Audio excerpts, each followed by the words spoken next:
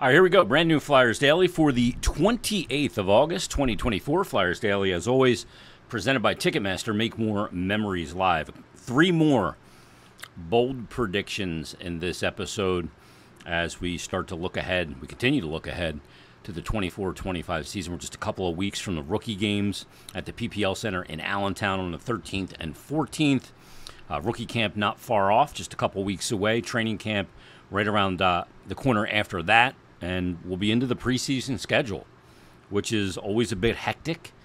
Kind of strange this year. The Flyers actually go to Canada. And I don't remember a whole lot of times in preseason when they travel north of the border and got to break out the passports.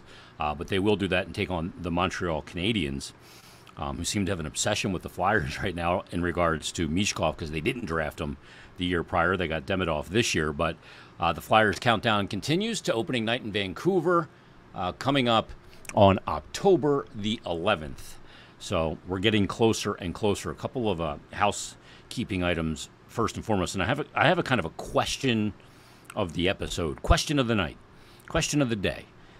And, I see kind of on social media, whether it be on Twitter, X, or Facebook, or wherever, some varying levels of excitement.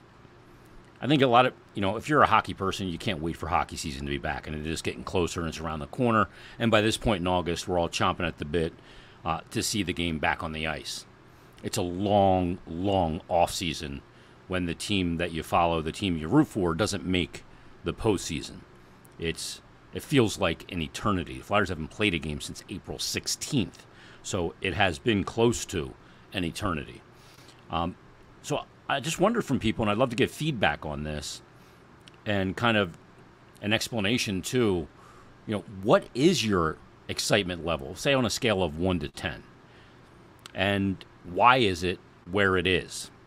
I've referred to this offseason as being kind of underwhelming because there wasn't a lot of big trades. There wasn't any big acquisitions.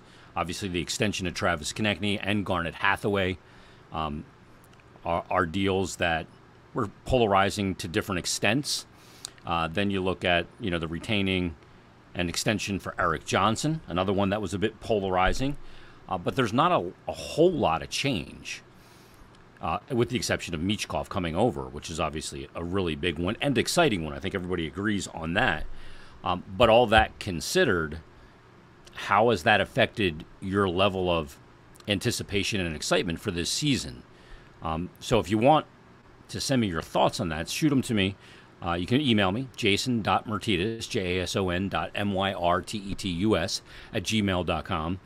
You can DM me on Twitter, and you can just tweet me. But I'd love to find out where your excitement level is and why it is where it is. If it's a 4, why is it that low?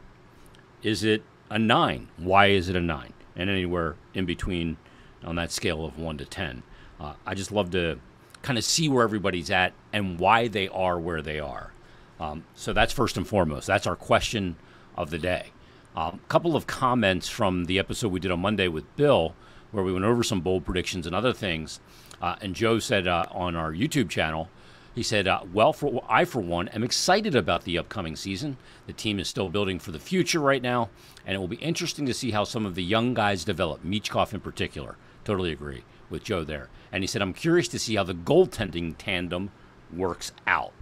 It's a huge question. It's, to me, the biggest question going into the season. Eric commented on the video and said, I believe Ersson and Fedotov will take a leap forward. Flyers will earn the 8th spot. I assume that's not the 8th spot in the Metro. That'd be last place. But the 8th spot as in the conference, which would be wild card number 2 and land them into the playoffs. I don't know if they'll take a leap forward. I really don't. It's the big question for me going into the season when it comes to goaltending. And then Akrabowski65 said on the YouTube chat, he said, no chance Fedotov plays more than 15 games. He's easily the worst goalie I've seen in the NHL since Hardy Astrom. Well, if you're judging, and was my reply to Grabowski, if you're judging Ivan Fedotov based on his 3 appearances last year, 1 start, then I'd say that's foolish.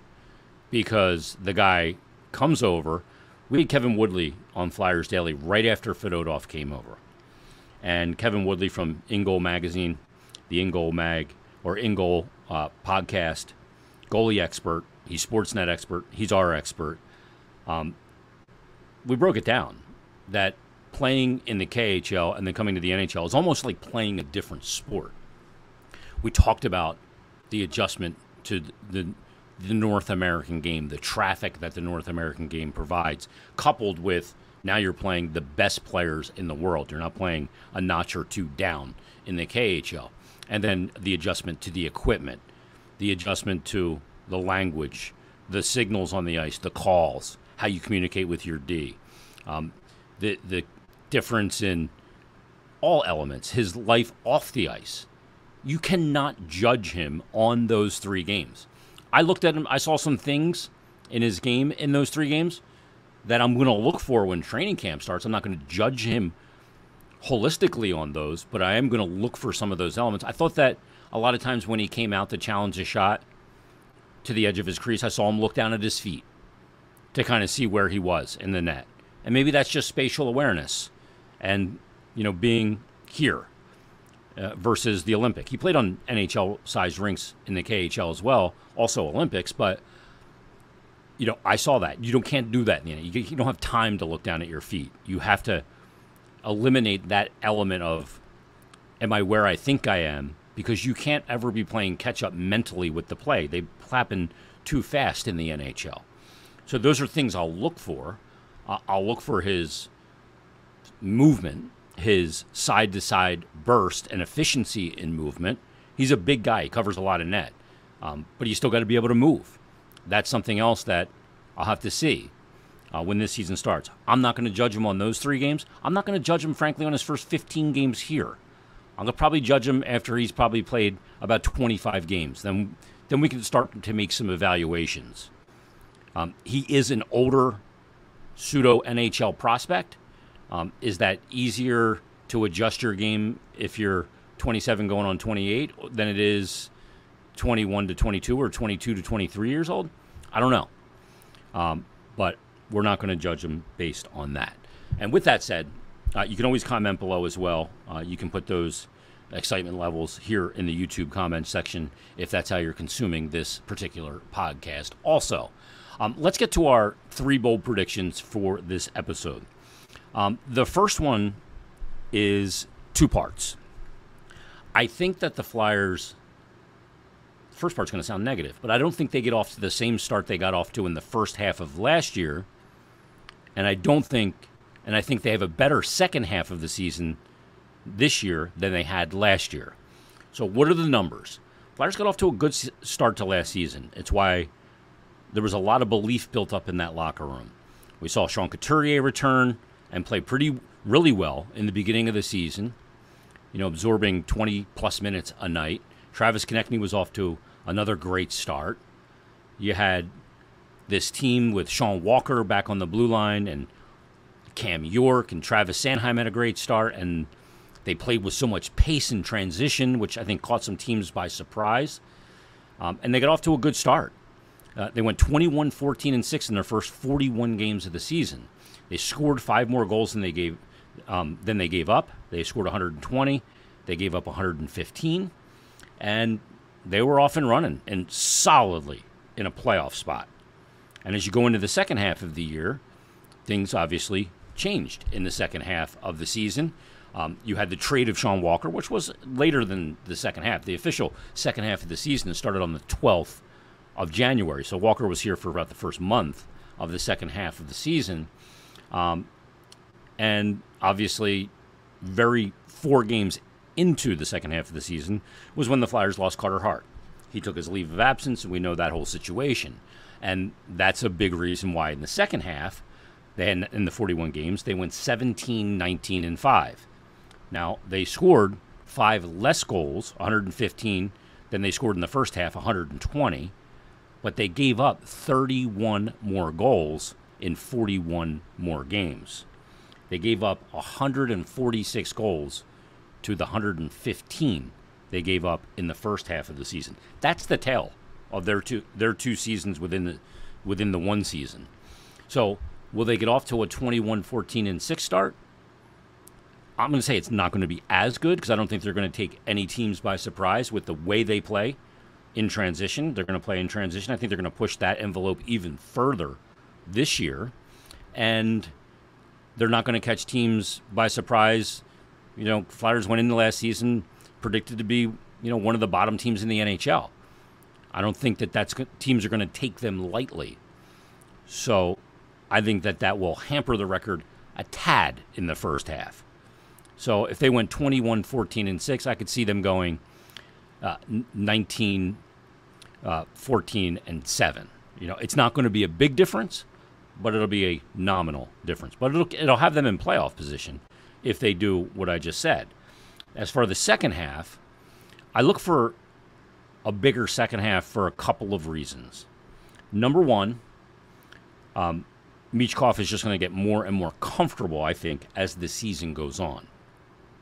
I think we'll really, in the second half, we'll start to see more wow moments, more consistency, more knowing how to handle the grind that is an NHL game within the game, how to manage the game. I think he'll learn that as he goes through the season. I also think that I don't see Sean Couturier getting off to the start he had last year, but I don't see him finishing the way he finished last year. I think his season could be a bit inverted because he's coming off the surgery. He's got some scar tissue to break down with the core abdominal surgery. So I expect the start not to be as good as it was last year, but I think that he'll have a better second half this coming season than he did last year. I think those are key elements. Tyson Foerster, and we'll get to him as one of our bold predictions as well, in the first 21 games had 1 goal last year. I think we'll see more consistency out of Tyson Foerster this season as well. That will help. I expect Owen Tippett to take a step forward. I expect Morgan Frost, frankly, to take a big step forward. He needs to, with consistency and effect on each and every game. And then I look at guys like York. I think we know what we're going to get from York. I think he's an absolute killer in a chill dude's body. You know what you're going to get from Sealer. Drysdale's obviously a question mark when it comes to health.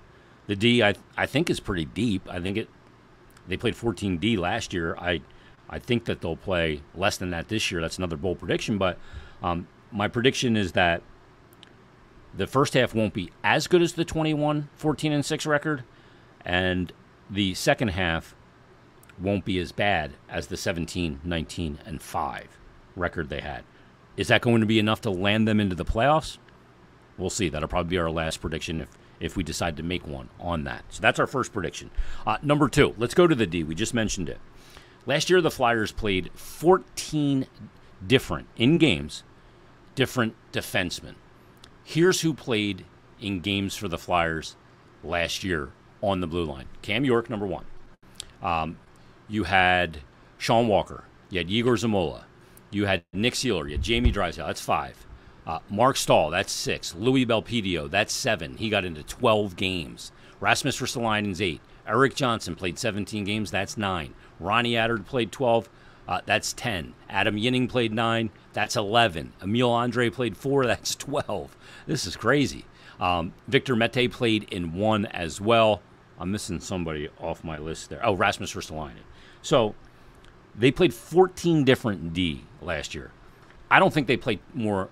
Now, this is pending injury always, but I don't think they play into double digits different D-men going into this season. That's a lot of different D-men to play in one season, 14. I mean, who's got that kind of depth organizationally to do that and survive it? I will say that they will play 9D this year. Now, again, this is going to be there's going to be injuries. Some of these guys are going to miss games. The way I see it, it's York and Sanheim, Drysdale and Sealer, Ristolainen and Zamula. Johnson's the number 7. The guys that have the potential to get in, like those 7 will definitely play that I just mentioned. The other 2 are a combination of either Attard or Yinning. The problem is Yinning going to make the roster? He's waiver exempt. Would he get claimed on waivers? I don't know that he would. And the other one's Emil Andre. he's another really intriguing storyline for me for camp. Andre had a good camp last year. He earned the 4 games he got. Now, when he played them, he looked a little overwhelmed with the physical elements of the game and how to handle and take contact. You got to, when you're a smaller guy, you have to learn how to take a hit. And you got to learn it with the fastest, strongest, and best players in the world. And that's going to take some getting used to. So Emil Andre is a guy that I'm real interested to see his camp and how he performs in the preseason games. He's got 4 NHL games under his belt. Took that with him to Lehigh Valley last year. And we'll see where he is kind of year to year in the improvements that he made with the experience that he got last year, which I think was incredibly important. So those are the 9 that I think will play. Sanheim, York, Sealer, Drysdale, Ristolainen, Zamula, Eric Johnson, either Addard or Yenning, one of those 2, and Emil Andre. And that makes 9. I don't think they get to double digits. I don't think we're going to see that this year. Who's going to come out of the lineup if Johnson comes in? Do you have to take a right side guy out? Do you have to take Ristolainen out of the lineup? What is the future? What's Ristolainen's health at this point? What's the future of Ristolainen with the Flyers at this point? If he comes back and is healthy, plays well, is he a guy they consider moving on from in either sometime in this year or a deadline deal? We'll see. But they won't play 14D this year. I'll set the line at 9, that they play no more than 9 defensemen, obviously pending just like a rash of injuries that go through the team. All right, so that's bold prediction number 2. Here's number 3. When we look at this coming season and you look at the roster, and like I said in the beginning, it's very similar to the roster last year. There's not wholesale changes all over this roster. You have, Cam Atkinson's not here anymore. You have Nick Delarier, who's still going to be a 13th forward. Be interested to see how much he's put into the lineup. And you look at it and you go, okay, well, who's the guys that have the potential to have a breakout season, a huge step forward season? Last year I thought that player was Cam York. I thought that he just had an enormous breakout season.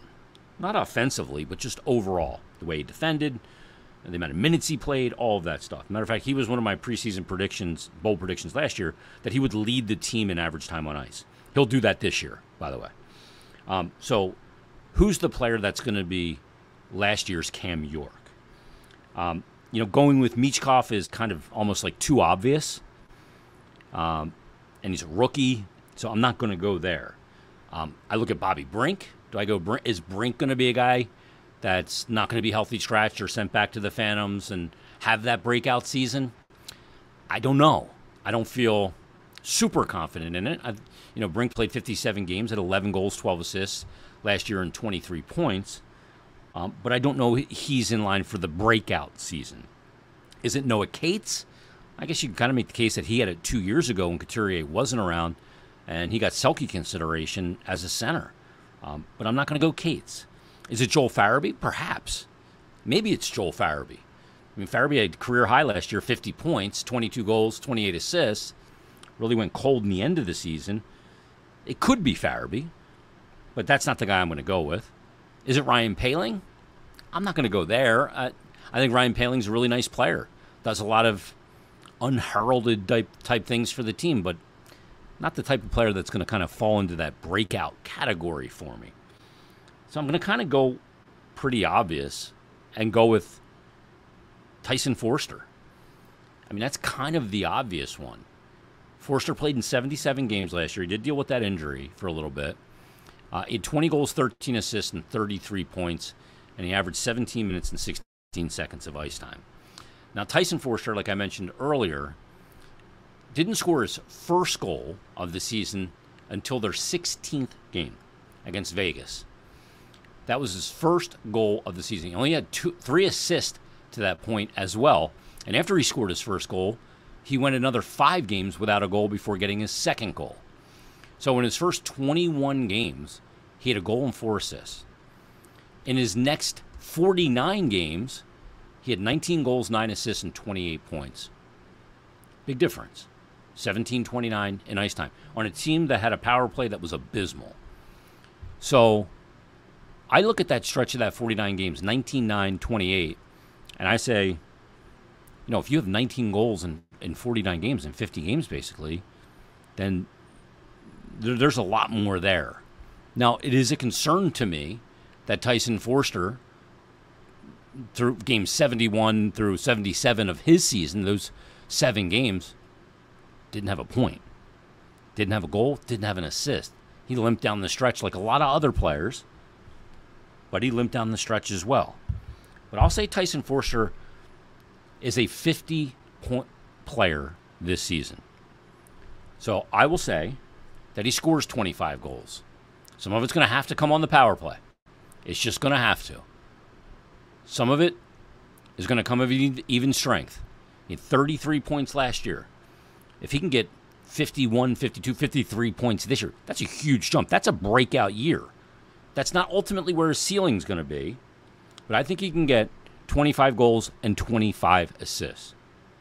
I think he's a north of 50 points player, all while still being very defensive responsible as a winger and a guy part of the young core of this team. Not the superstar, but he'll be a very important player. So I'll say Tyson Foerster is the player with the breakout season, and he will go from 33 points to above 50. You agree with that? You disagree with that? Those were my 3 bold predictions. You can keep sending yours as well. You can email me. You can send them to Twitter. You can comment below on the YouTube channel. Everybody, thanks for listening. Thanks for watching our final show. Our final pod episode of the month of August comes up on Friday. So join us then on a brand new Flyers Daily.